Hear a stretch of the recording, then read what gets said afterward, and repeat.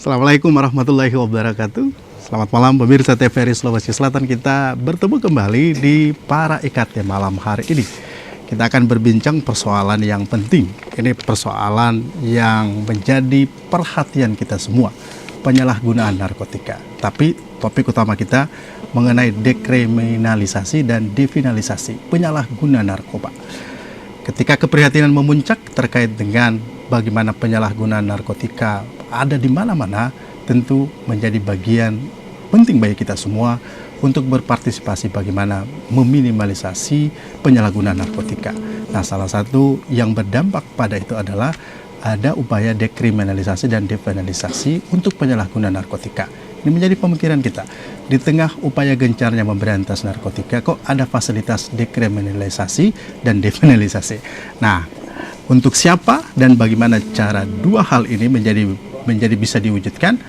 Tamu saya malam hari ini, Kepala BNN Sulawesi Selatan, ada Pak Richard Nenggol, dan juga pengamat hukum ada Pak Heri Tahir ya, dari Universitas Negeri Makassar yang akan berbincang bersama kita dalam topik ini. Selamat malam Pak Richard. Prof. Selamat malam. Terima kasih Prof hadir di TVRI Sulawesi Selatan. Pak Richard, kepada Pak Richard dulu deh nih ya. Iya. Ini kan Pak Richard di gencar dengan BNN, Satuan Narkoba gencar. Nah, sekarang kita ada mengenal ada dekriminalisasi dan depenalisasi untuk penyalahgunaan narkotika. Pertama, kita harus clear dulu apa itu dekriminalisasi dan apa itu depenalisasi dan untuk apa bagi penyalahguna narkotika ini. Iya, yang jelas dekriminalisasi dan depenalisasi itu adalah bagaimana kita untuk menyelamatkan penyalahguna narkotika. Ya. Tapi kalau kita lihat definisi dari dekriminalisasi itu sendiri adalah suatu proses di mana suatu perilaku yang semula dikualifikasi sebagai peristiwa pidana dan dikenakan sanksi, kemudian dihapuskan kualifikasi pidananya, bahkan dalam proses dekriminalisasi ini juga dihapuskan sifat perbuatan melawan hukumnya. Nah, ini dekriminalisasi. Kalau kita lihat depenalisasi itu, sanksi yang bersifat pidana dihilangkan. Ya.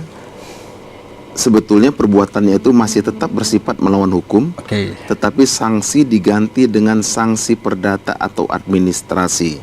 Nah, jadi artinya di sini baik itu dekriminalisasi maupun depenalisasi, ini ada peristiwa pidana. Ada peristiwa pidana, tapi dihilangkan pidana itu karena ada sesuatu yang dilakukan, kewajiban yang dilakukan oleh yang sebenarnya melakukan pidana itu. Nah, kaitannya dengan penyalahgunaan narkoba. Jadi di sini tentu kalau kita berbicara tentang dekriminalisasi dan depenalisasi, tidak bisa kita lepaskan ini adalah depenalisasi dan dekriminalisasi penyalahguna narkoba. Yang didekriminalisasikan dan depenalisasikan adalah penyalahguna narkoba. Menyalahgunakan narkoba. Jadi seperti misalnya dekriminalisasi. Nah, kenapa sampai ada muncul dekriminalisasi ini? Sebenarnya kalau kita melihat aturan-aturan yang ada di negara kita, ini juga sudah diatur. Undang-Undang 35 tahun 2009 misalnya menyebutkan bahwa pecandu narkoba wajib direhabilitasi. Kemudian pasal 103 kalau saya tidak salah menyebutkan juga bahwa hakim dalam memutus penyalahgunaan narkoba dapat menjatuhkan hukuman di tempat rehabilitasi dan dihitung sebagai masa hukuman. Nah, disinilah dekriminalisasi tadi. Artinya di sini bahwa penyalahguna ini walaupun sudah dia sebenarnya sebagai pelaku kriminal karena dianggap kriminal, tetapi karena melihat daripada sifat penyalahguna narkoba ini, memang ini adalah sesuatu orang ketergantungan dan ini adalah masalah kesehatan. Nah, hakim dapat memutuskan dia untuk direhabilitasi. Tapi saya melihat anomali loh Pak Richard. Di tengah kita gencarnya efek jera, di tengah kita gencarnya hukum harus ditegakkan. Nah, kok ada lagi nih sepertinya ada diskresi atau sepertinya ada dispensasi. Menyalahgunakan kan udah salah. Untuk apa sih? Iya, tentu kita ini bertolak dari mengapa masalah narkoba di Indonesia ini sampai sekarang tidak selesai-selesai Ya. dan cenderung meningkat. Nah, inilah akar permasalahan yang kita lihat. Ternyata setelah kita lakukan survei, diteliti, penyalahgunaan narkoba ini tidak menurun prevalensinya karena memang penanganannya penanganannya tidak seimbang selama ini ya. Kalau kita lihat seperti dikatakan Mas Wahidin tadi, ya kan gencar-gencarnya. Benar. Itu perlu dilakukan. Tetapi kita tidak boleh lupa ada sifat penyalahgunaan narkoba ini, ketergantungan. Ya. Edik gitu. Edik, ya. Sehingga kalau orang edik ini kemanapun akan dia mencari kan gitu kan. Artinya kalaupun dia ditangkap, yang orang edik ini penyalahguna ini tidak akan menurunkan prevalensi. Artinya penjara, ancaman hukuman. Iya, tetap dia penyalahguna yang ada di penjara. Ya. Selama dia belum direhab. Ya, selama belum dia direhab. Ya. Dia tetap menjadi penyalahguna yang ada di penjara. Sehingga di sinilah prevalensi tidak akan menurun. Nah, sekarang kita lihat kenyataannya lapas banyak, dan bahkan lebih dari 50% itu adalah penyalahguna yang ada di lapas. Nah, saya katakan kenapa lebih dari 50%? Karena data yang ada, hukuman yang dijalani oleh yang vonis yang dijatuhkan kepada tersangka ini, terdakwa tadi ini adalah di bawah 4 tahun. Artinya Undang-Undang 35 sudah memberikan ancaman hukuman selain penyalahguna harus di atas 4 tahun, minimal hukuman 4 tahun. Kalau hakim memvonis dia di bawah 4 tahun, berarti dia adalah penyalahguna. Nah, ini berarti sekarang ini kondisinya lapas ataupun tahanan narkotika kita ini lebih banyak penyalahgunanya daripada pengedar atau bandarnya. Nah, bisa kita bayangkan dalam satu tempat kalau ada penyalahguna, ada pengedar, ada bandar. Ketemu dalam satu tempat. Ini kayak ada bensin dikasih api. Ya, gitu. Nah, ini yang akan kita coba kita lakukan penanganan tadi secara berimbang ya. Bukan berarti penanganan secara penegakan hukum kita abaikan, tetapi kita juga harus menyentuh daripada demand-nya tadi, yang konsumen ini. Mudah-mudahan dengan konsumennya berkurang ya nanti ya kalau tidak ada pembeli kan berarti penjualnya juga pasti rugi kan gitu kan. Nah, ini harapannya begitu. Hukum ekonomi ya, supply demand. Iya, supply demand. Posisi dekriminalisasi susah juga sebenarnya. Dekriminalisasi dan definalisasi ini apakah include sebagai hukum yang berdiri sendiri atau baru semacam apa sih istilahnya ini? Istilahnya seperti dorongan saja atau sudah wajib atau include menjadi sebuah kesatuan status hukum begitu loh Pak Richard? Sebenarnya bukan seperti status affirmative action ya. Iya. Jadi di sini cenderung kepada dekriminalisasi ini kan adalah apa namanya ya? Dekriminalisasi ini suatu payung hukum tersendiri. Bukan payung hukum. Sebenarnya dekriminalisasi suatu apa? Diskresi. Ya diskresi bukan istilah ya apa? Saya katakan apa ya? Tapi dekriminalisasi ini suatu alat. Suatu alat, ya suatu alat sebenarnya. Alat yang sebenarnya di dalam perundang-undangan kita juga sudah diatur. Sudah ada juga. Nah, tinggalkan ini sebenarnya implementasinya saja. Bagaimana mengimplementasikannya? Yang baik, Pak Richard. Prof. Heri, kalau melihat statusnya sebagai sebuah diskresi, apakah itu otomatis bisa digunakan di seluruh negara kita atau menjadi bagian yang memang pegangan bagi petugas-petugas kita yang menangani persoalan narkotika ini? Iya, jadi saya kira kalau kita mengacu pada Undang-Undang Nomor 35 tentang narkoba itu harus berlaku secara menyeluruh. Ya, cuma saya ingin mengatakan bahwa begini, berkaitan dengan dekriminalisasi dan definalisasi itu sebenarnya kalau kita mau bertolak daripada ilmu kejahatan yang kita kenal dengan kriminologi, itu salah satu mazhab di situ adalah mazhab positivis, bahwa manusia itu dipandang tidak mempunyai kehendak bebas, jadi dia berpikir determinisme. Ya, Sehingga mengapa dikatakan dia tidak mempunyai kehendak bebas? Karena ada faktor-faktor internal dan eksternal yang mempengaruhi dia.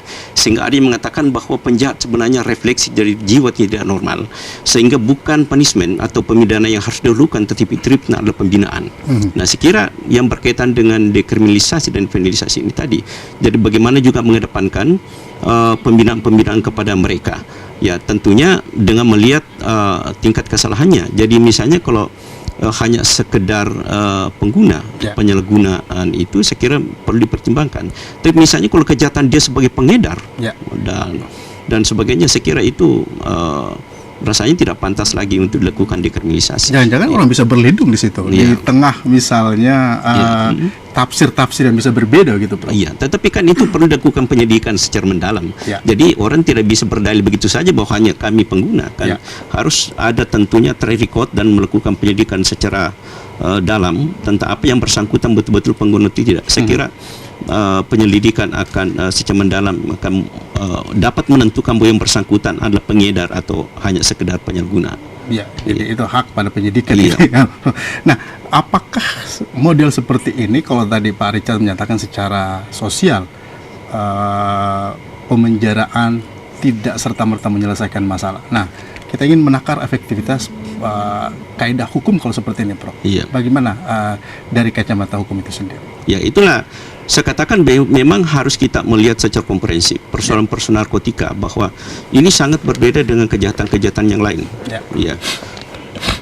Saya ingin mengatakan dulu bahwa kejahatan narkotika ini, kalau kita dulu mengenal ada namanya sinetron sengsara membuat nikmat.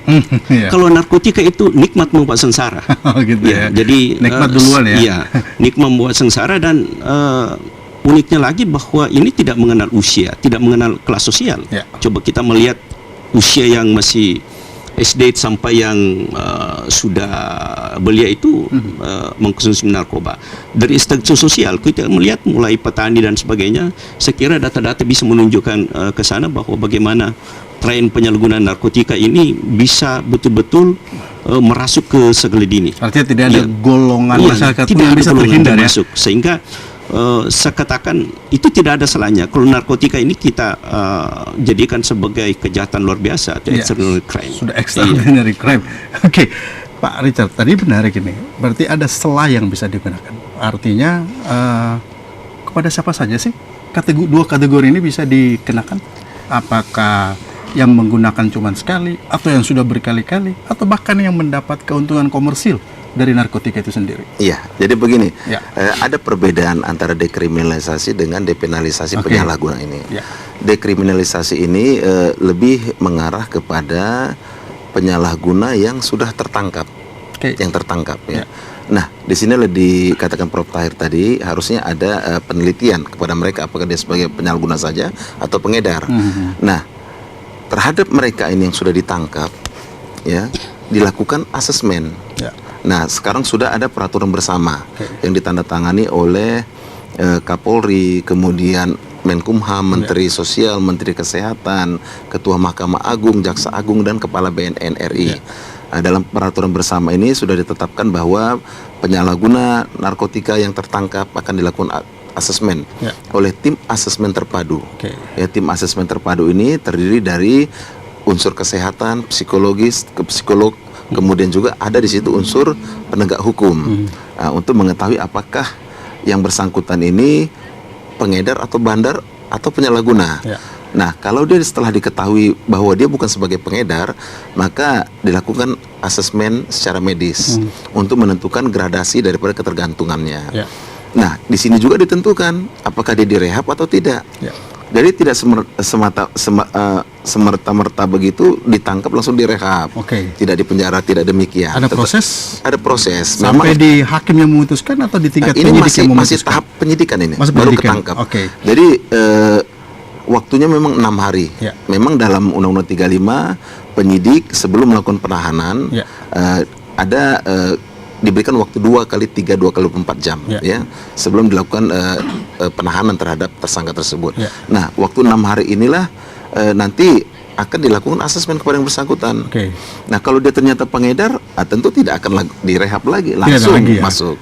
Tetapi kalau ternyata dia bukan pengedar, tentu ditentukan tingkat ketergantungannya tadi.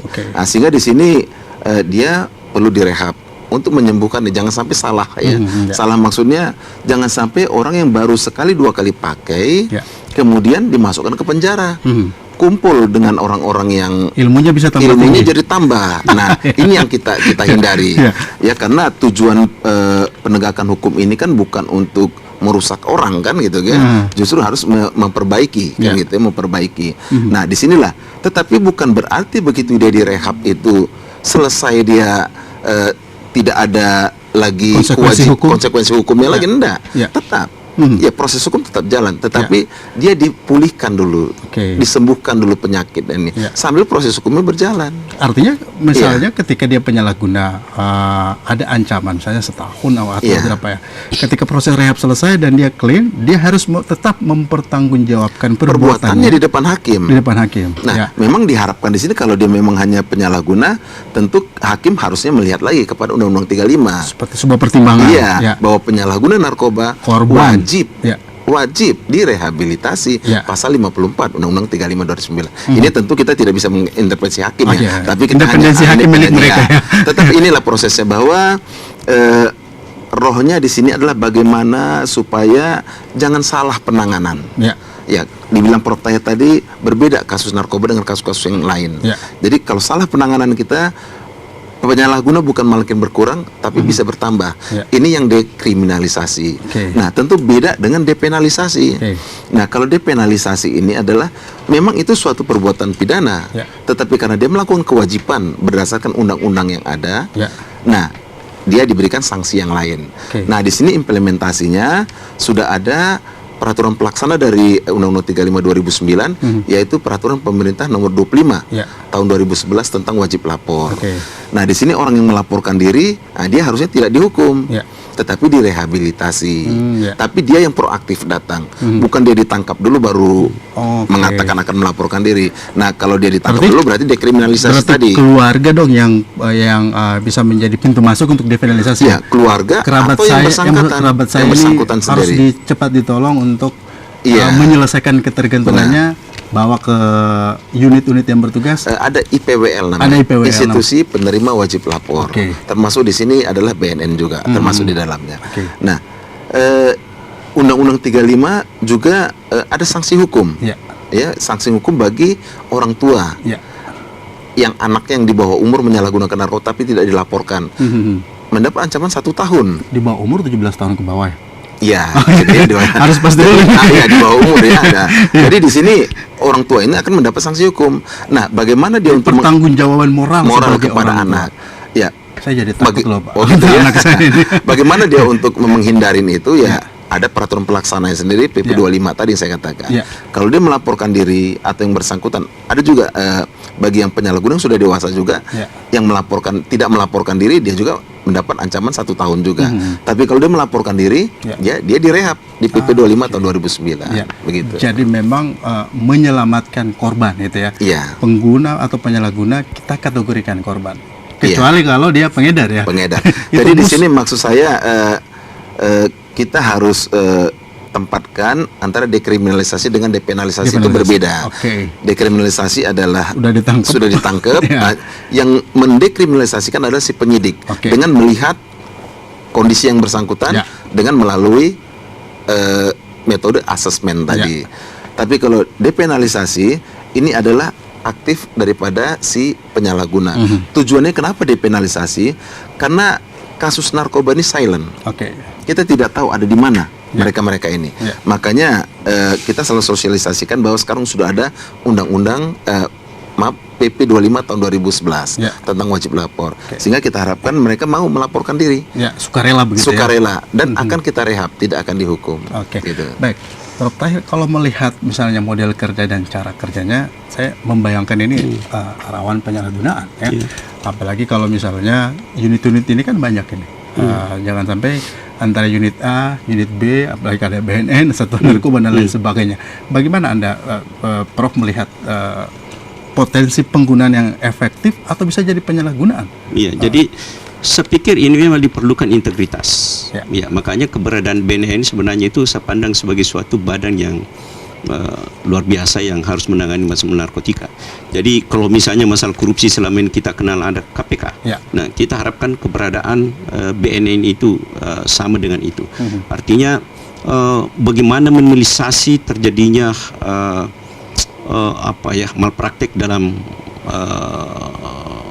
penanganan narkotika ini. Iya, karena kalau BNN sudah kecolongan, saya kira agak sulit lagi kepada siapa yang kita harus menaruh harapan untuk memberantas narkotika ini. Karena apalagi kita sadari bahwa narkotika ini sebenarnya kan tidak hanya berdampak kepada si pelaku, tapi ini berkaitan dengan masalah stabilitas nasional. Ini berkaitan dengan masalah lost generation. Generasi kita bisa hilang karena narkotika.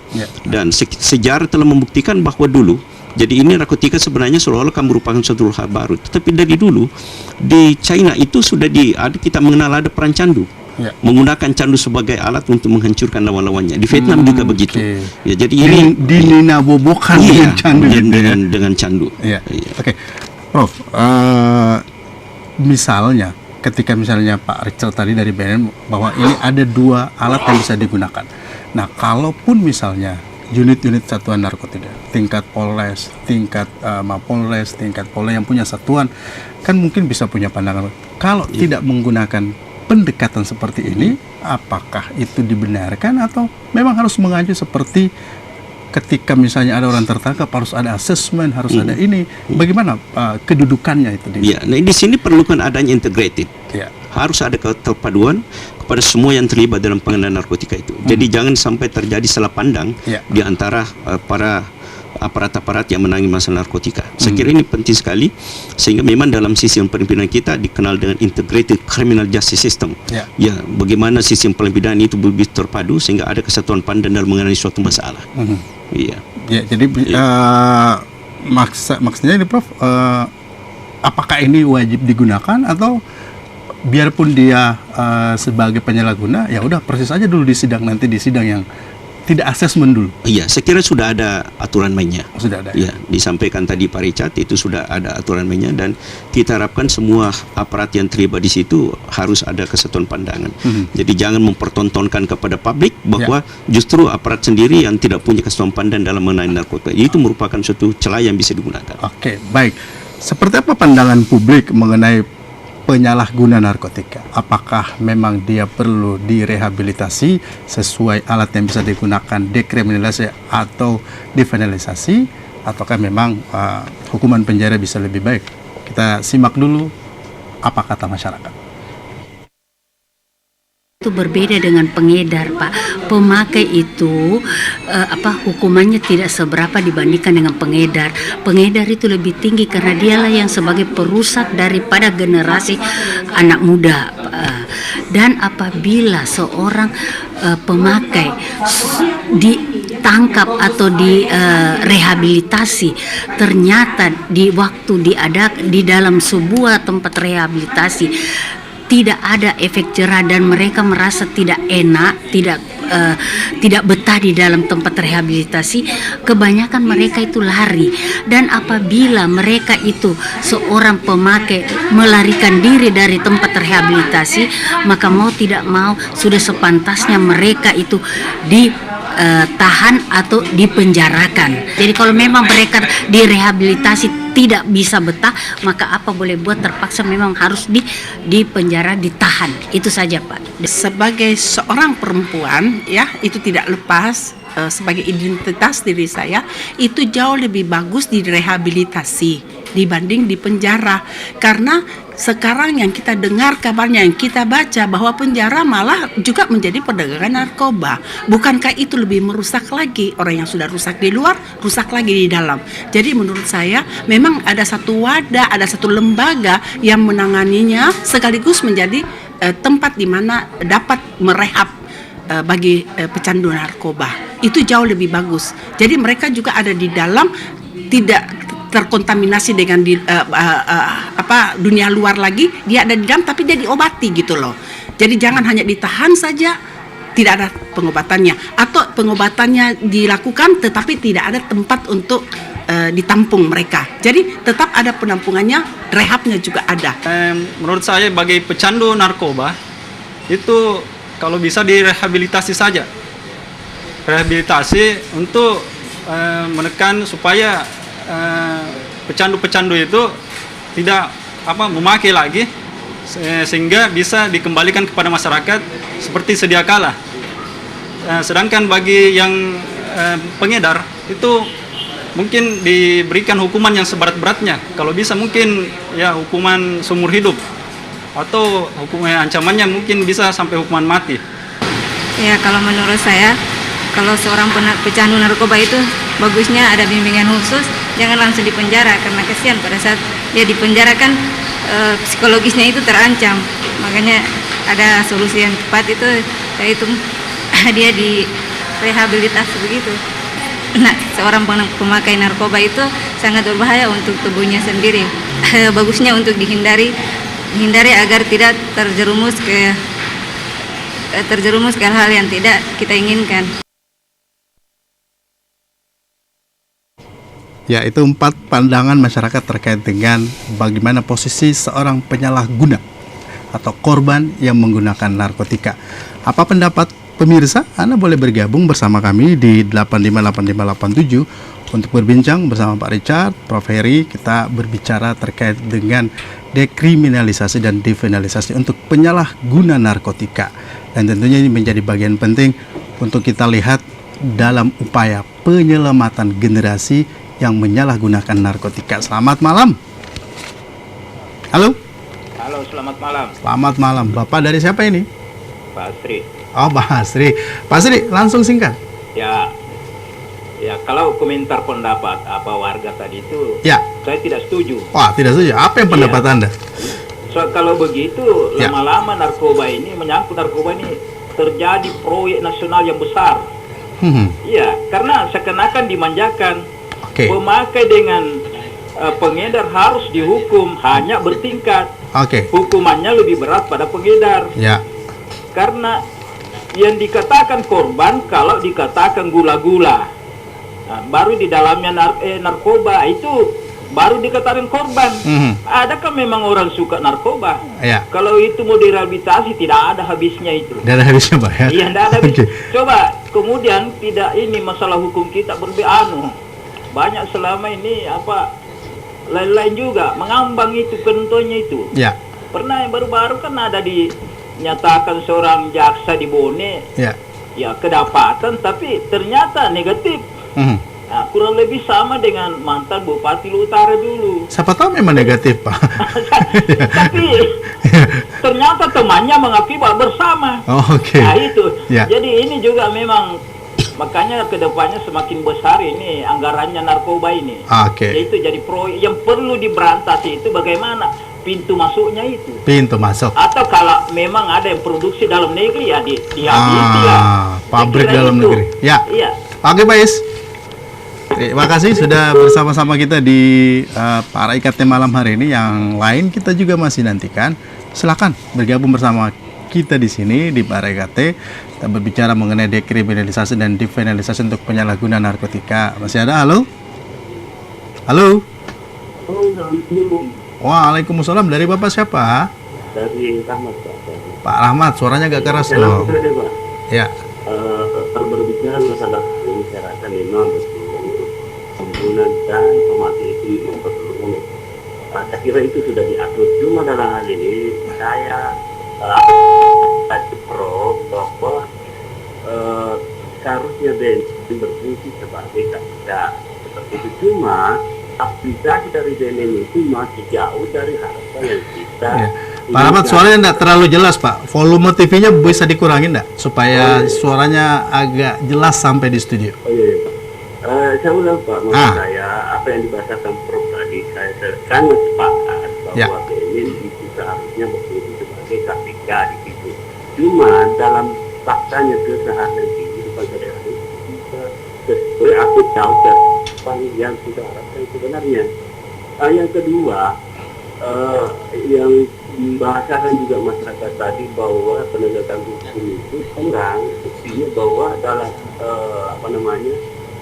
misalnya lapas sendiri masih banyak terjadi hal-hal tidak diinginkan.